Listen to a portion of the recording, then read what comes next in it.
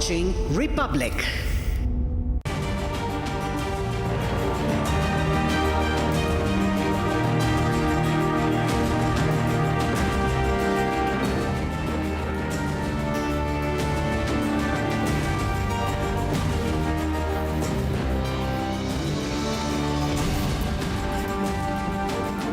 Thank you for joining us on This Is Exclusive, ladies and gentlemen. It's a story that only Republic TV is talking about for some strange reason.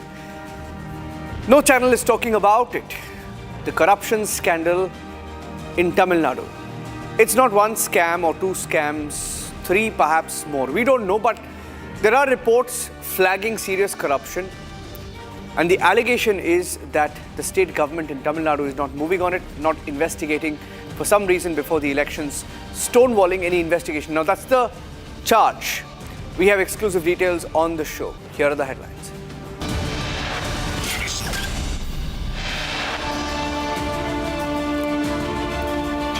Several reports submitted by enforcement agencies, including ED, CBI, to the state government in Tamil Nadu. They flag multiple scams in the state. Is there a bribery scandal that is going uninvestigated?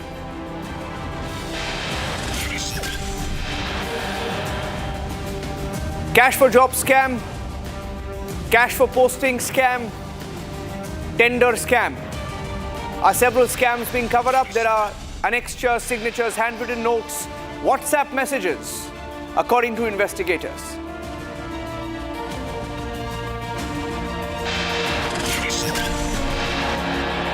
Is the Stalin government blocking an FIR? The Enforcement Directorate has said that several reports to the DGP are being ignored despite evidence being given in report after report on different leaders, ministers, that goes all the way to the leadership of the DMK.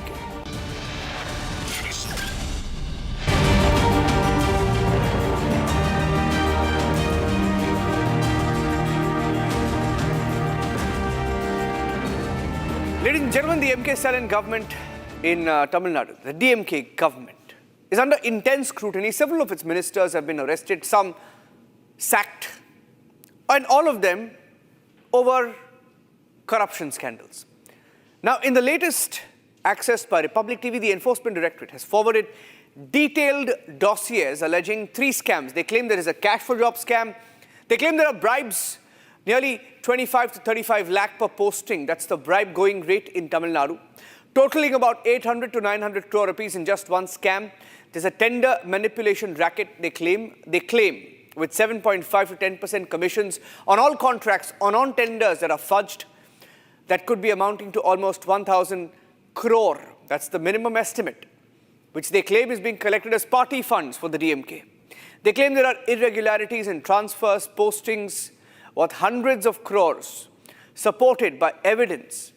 They claim there are evidence, there are chats that have been discovered, bribe ledgers, Hawala trails, and the reports that have been submitted by agencies also claim of an organized bribe collection benefiting the DMK, with some ED communications directly linking proceeds to party funds and naming the DMK leadership as a direct beneficiary. And despite requests for FIRs, the state government, it appears, has faced criticism for delays, prompting the Madras High Court recently to direct the DVAC to register cases this month in fact. And the DMK has so far dismissed the allegations as politically motivated attacks by the BJP-led centre ahead of elections, while opposition parties like AIDMK, BJP demand an investigation. They are accusing the regime under Stalin of shielding corruption. Here's how the story is playing out. The three different scams allegedly being covered up.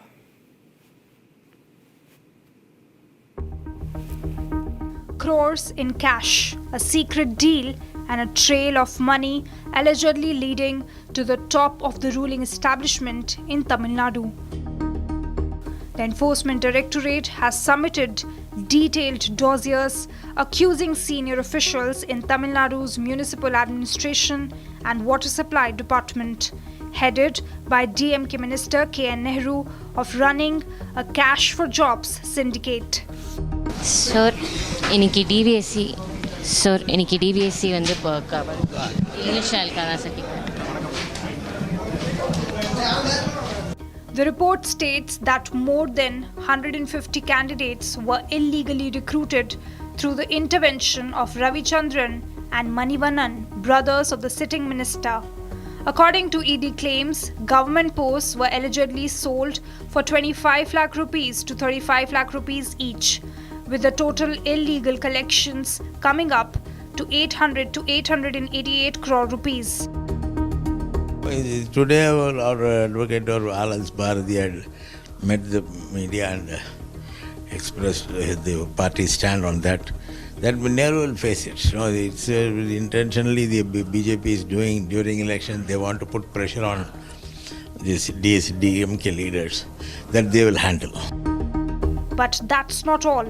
Investigators also alleged a massive tender manipulation racket.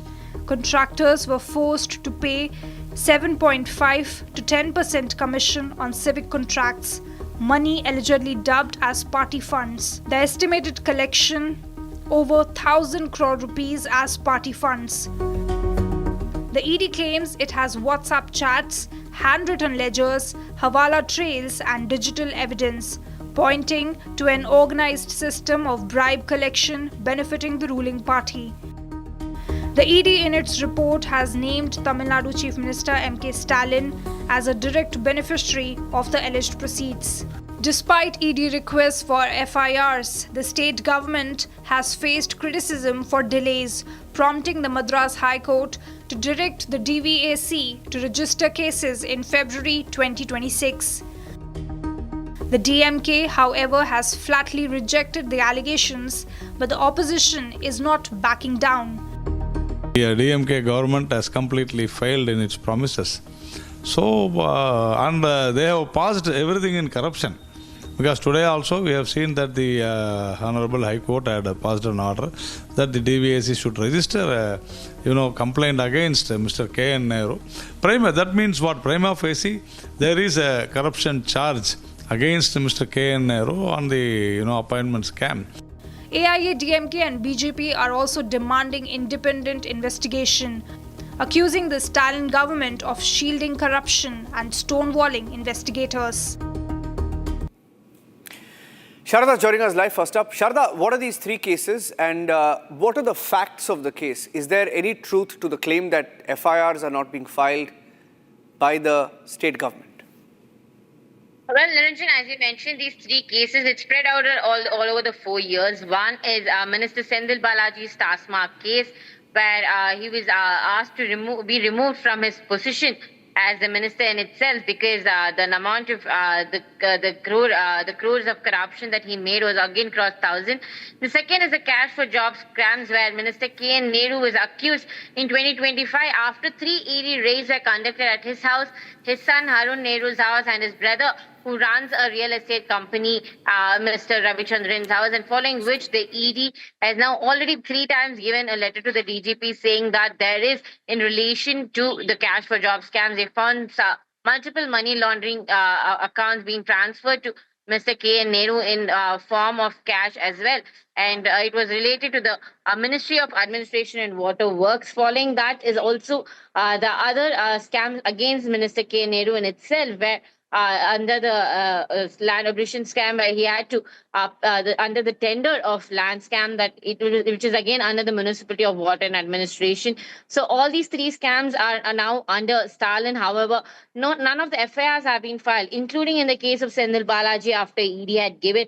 In the last 2 years, we know that Sendil Balaji, though sacked from his position after the Supreme Court order, till now no action has been taken, and he's been visiting the ED office once in a while for certain investigation as claimed by the DMK. And now Minister K.N. Nehru, after multiple pressures given by the ED to the Tamil Nadu DGP, he still did not file an FIR or a charge sheet against the minister, because saying that it was an allegation and there was no complaint. And later the Madras High Court took over the case when ED had filed saying that the case should be filed and the FIR should be against the minister. Is now the DVAC has acted according to the order and have said that there will be an FIR filed against Minister K.N. Nehru and the investigation will be soon taken place. However, DMK says that this is just a ploy attack done by the BJP at the center and the ADMK, pointing towards them just before the elections are coming, saying that putting a corruption tag on them is will make them lose is what the India Alliance plan is what the DMK is pointing hands at. And whereas the BJP is constantly telling that it is not the first time that the DMK is known for corruption. Back in 2011, the 2G scam was also targeted at Minister A. Raja at the time. And now the DMK in the last 4 years, whatever the state promises they have been made, saying that they've completely failed in it, Niranjan. And as you mentioned, the FIRs have not been filed, though the court orders have been given to the ministers to decline from their positions, though there's an order saying that ministers with allegations should not be continuing their position. The DMK continues to state that these are not true, these are just mere allegations, and it made a major claim saying that the ED is working under the centre's order. Okay, thank you for that. Narayan Tirupati is also joining us. Narayan Tirupati, the allegation of the DMK is that, you can't take ED seriously because most of your ED cases haven't really stuck the test of time or stood the test of time. And one case that they mention each time is the 2G case. They say, you see, and they say, you guys in the media also said that 2G scam, but under the same BJP government, there was never a scam. You guys let go of A. Raja, right? A. Raja is free, Kanimoli is free. None of those cases stand. They're saying it's before election, it's classic BJP strategy. See, Niranjan, we should understand that, the charge sheet was filed by the UPA government then. So, normally a case, particularly these kind of cases, you cannot go above the charge sheet filed, and still we are finding it, even in the appeal. I think in appeal, definitely, both Kanimudi and A. Raja will be definitely convicted. That is what we are very, very, very sure. As far as this case is concerned, it is not the BJP or, we are the ED. It is the Honorable High Court, which has very clearly seen some evidence. And prima facie, it has thought that there is a scam that has happened and we should not let people escape from this. That is what the order very clearly says. So it is not, just Narayanan or BJP or even the ED. The ED has not sent it to the court. The ED has sent it to the DGP, the Director General of Police in Tamil Nadu, which they failed to act on it. And then it goes to the court as a PAL. And the court has very clearly seen what actually the ED has done. And finding prima facie, it has ordered for her to register a complaint. So we need to understand this. So there is no point in saying that BJP has done this and done that. Actually, what has been done by the DMK is a corrupt practice in the mass department, metro department. So municipal administration, water supply department. So it is very clear that it is shameful that these people are doing like this. We have seen in transport department, Sendil Balaji took so much of money for appointments. Now in the municipal administration department, 25 to 35 lakhs worth around 300, 400 crores. Not only this, even for transfers, even for tenders, they have done this. So this is not a mere charge. This is actually a very big scam, shamelessly done by the DMK. So there is no point in talking about the 2G because 2G is already in the appeal and the law will take its own course. And you remember that the charge sheets were filed by the UPA government. Yeah, but in this particular case, I want to ask you, what is this cash for job scam? And why is this K.N. Nehru? So there is a note, by the way. Let's show you that note. It's a 35 crore. Now, this is one exhibit in the ED report. If you can put that out on the screen right now, the 35 crore handwritten note. Look at this. It says there is a contract. This says a contract value of 35 crore. And 262 lakhs or 2.62 crore was given as advance, already paid. 262 crore, that is the cut, commission, party fund. Right? It says party fund. Party fund. So, Mass is a very big, sector, and in this ministry, it is happening for, appointing of employees, transfer of employees. That's a very, it's happening regularly in Tamil Nadu. And this, what you are showing is the Tambaram project. The tender, the work allotment, the tender is happening. And when it goes to the party fund, when it means it is party fund, it is not Nehru's are confined only with Mr. Nehru's family. Party fund means it goes to the Arivalayam. Then obviously the president of the party, Mr. MK Stalin, the chief minister of Tamil Nadu, automatically comes here. So it is a very direct charge. Because the evidences collected by the the enforcement directorate were from the RSS file, that is from Mr. Nehru's diaries, which was taken during a raid on a different issue. There they have collected and they have seen the trail of Hawala transactions, from where they collected, how they collected, to whom it has been transferred, everything. So this is a very clear-cut case of huge corruption and backstabbing the Tamils. That is how the Dravida model works. Dravida model means it's corruption model. Yeah. Okay. So, by the way, those are details of the different links. Kavi Prasad. Now, there are 3 or 4 people. Now, who's this Kavi Prasad? We don't know, but there are some pictures. We'll put out those pictures also at some point. No. Kavi Prasad is a man with very closely associated with the minister and also the CM's office. That is what the report says. So, you're saying that CM's office is directly involved? Yes, that is what the ED's thing says. That is what they say. This is the first time very clearly mentioning that the CM is involved in this. Let's see where the story goes. Thank you for joining us, Narayan Thank Tirupati you. of the BJP. That's the investigation in Tamil Nadu that many believe is being covered up. Okay, let's move on to the next breaking story. Here on Republic TV, there is some breaking news. In the last few days, you've had this huge back and forth. Rohit Pawar holding news conferences back and forth between Delhi and Mumbai. He's been traveling Delhi, Mumbai, and he's making allegations. He held another news conference this morning in the national capital. And on the back of this news conference that is being held again and again in different parts of the country, he's essentially pointing out at perhaps a cover-up, a conspiracy that led to the Ajit Pawar crash. And now, sources in the Civil Aviation Ministry are responding. They are responding to it. In fact, for some strange reason, they have not gone on record yet. Harsha joining us with the details. But it appears, Harsha, that the allegation is aimed at TDP and at the Civil Aviation Minister.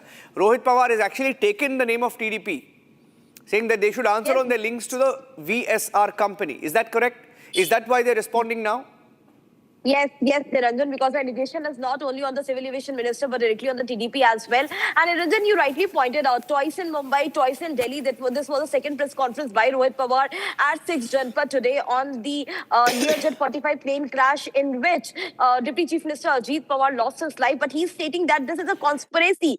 And now Ram Mohan Naidu, who's the TDP leader and the Civil Aviation Minister, has responded to these allegations and called it unfounded, baseless, and have stated that these are politically motivated. We already know, Niranjan, that AIB is already have started conducting the investigation in it. The prelim report was also shared by the AIB in the media a few days back, and the final report will be out in 30 days. As mentioned by AIB, already the DFDR findings are out, but the CVR, which was severely damaged because of the exposure from the heat of the crash, that has been sent to the state manufacturers, and the details will be out soon. And this only TDP and the Ram Mohan Naidu have responded that this allegation of Rohit Pawar is politically motivated. No one is concerned, and no one is related to the Ajit Pawar's death.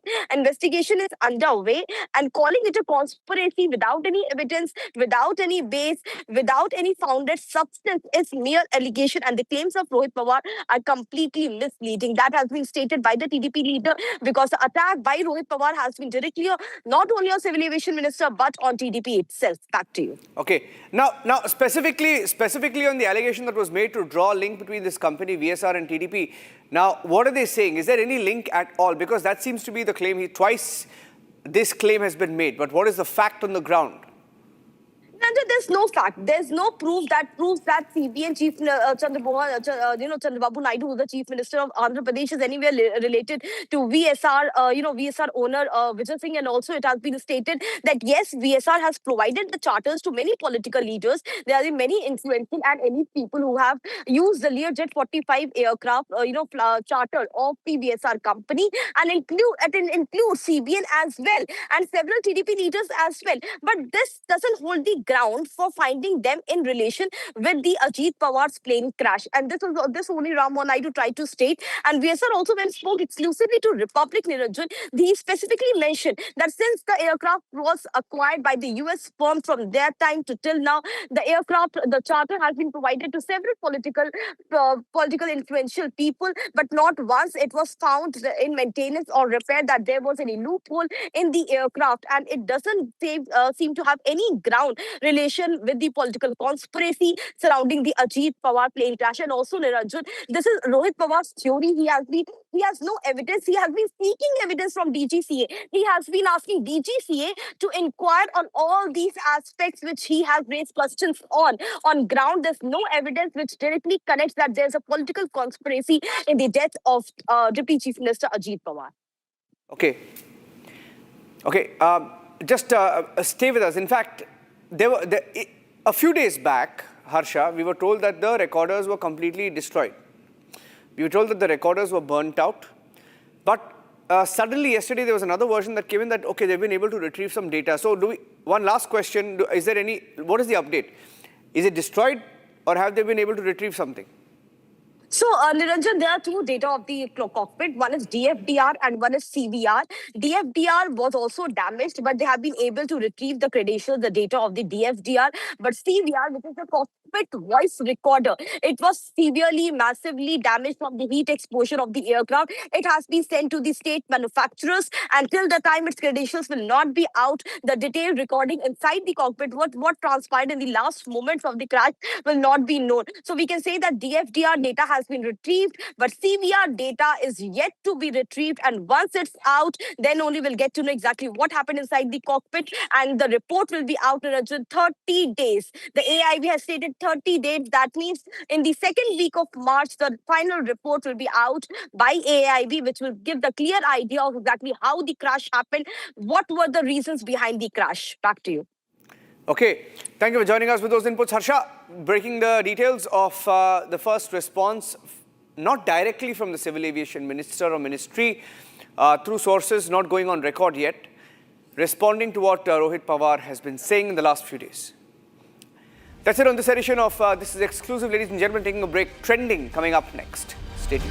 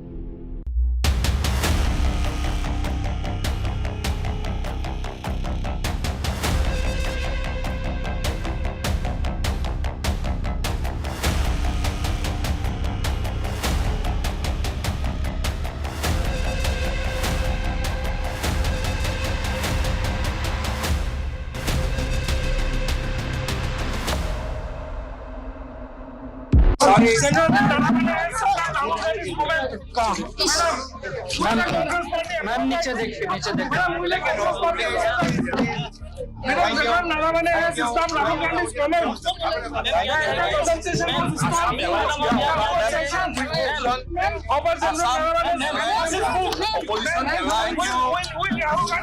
Thank you.